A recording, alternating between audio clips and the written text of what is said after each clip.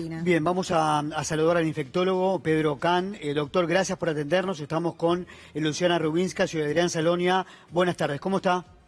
Buenas tardes, ¿cómo están ustedes? Bueno, a ver, doctor, estamos viendo que los números o la curva del área metropolitana está subiendo.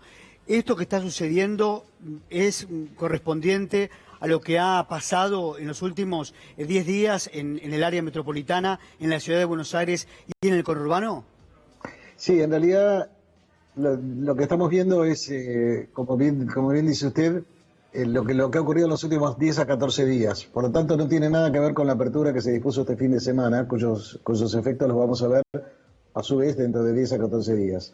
Básicamente lo que está sucediendo es que tenemos un brote importante en barriadas populares, particularmente la Villa 31 y la Villa 1, 11, 14, a donde ahora el Ministerio de Salud de la Nación decidió implementar el plan Detectar, que consiste en ir y buscar activamente los casos, ya no esperar que alguien venga con fiebre para ser testeado, sino golpear la puerta de los vecinos que están cercanos a donde hubo casos, preguntarle si alguno ha tenido síntomas, ha tenido fiebre, aunque sea baja, ha tenido pérdida del olfato, ha tenido tos, ha tenido algún cuadro así, testearlo, mantenerlo aislado hasta que esté el resultado del testeo y también aislar a los contactos estrechos, a los contactos cercanos, y de esa manera, de alguna manera, controlar cualquier foco que pudiera haber. Por eso, como se salió a buscar activamente en una zona donde hay evidentemente mucha circulación del virus, entonces han aumentado el número de casos, particularmente en la ciudad de Buenos Aires, ¿no?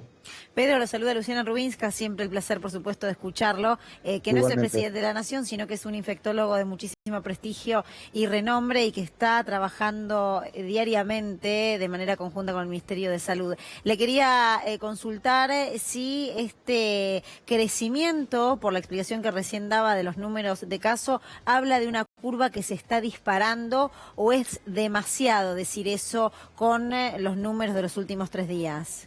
Es demasiado y es demasiado temprano, Luciana, para decir una cosa así. Hay que entender que en la medida en la que se han identificado focos que son particularmente preocupantes, porque ahí es muy difícil mantener el distanciamiento social, entonces vamos a tener, a la medida en la que se busquen activamente, vamos a tener un número mayor de casos. Yo le quiero recordar a la gente que hasta ahora hay algunas profesiones, algunas disciplinas, algunos trabajos que han venido desarrollándose desde el 20 de marzo sin cambios. Por ejemplo, la producción de la industria farmacéutica, desde la fábrica de los medicamentos hasta el farmacéutico de la esquina que nos vende el medicamento a nosotros, la producción de alimentos, desde las granjas agrícolas hasta los envasadores de productos en lata, en cartón, etcétera, pasando por los supermercados y los mercados de cercanía. Ustedes, los periodistas, con sus mobileros, con sus noteros, con el personal técnico que está trabajando en su canal, no han tenido casos especiales.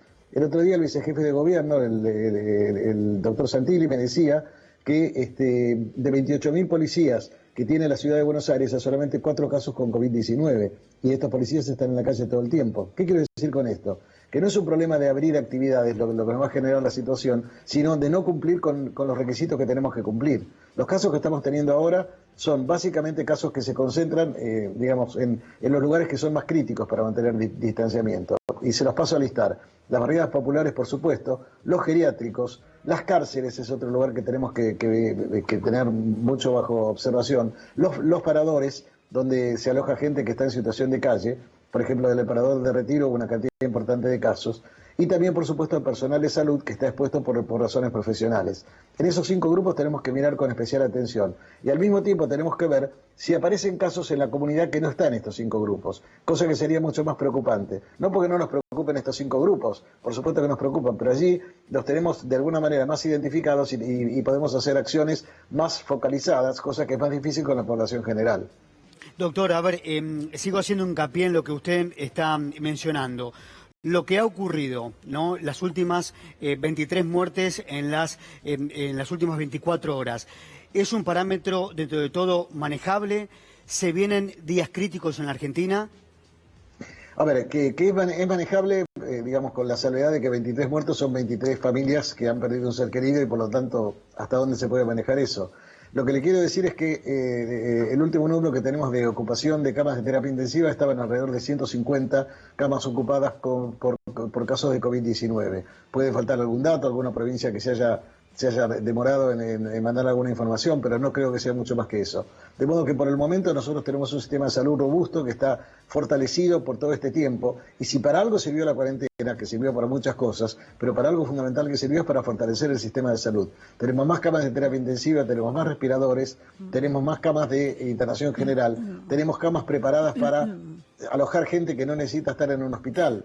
Ejemplo, Tecnópolis o el Club San Lorenzo de Almagro, por citar un caso. Hay muchos otros, por supuesto.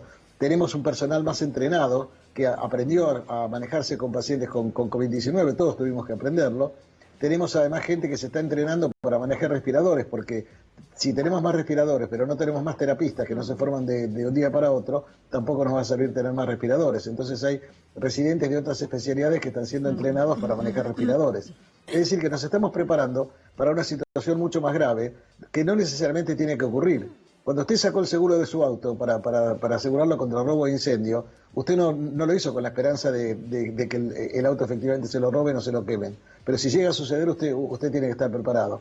Eso es lo que estamos haciendo desde el sistema de salud. Prepararnos para lo peor, tratando de que lo peor no ocurra.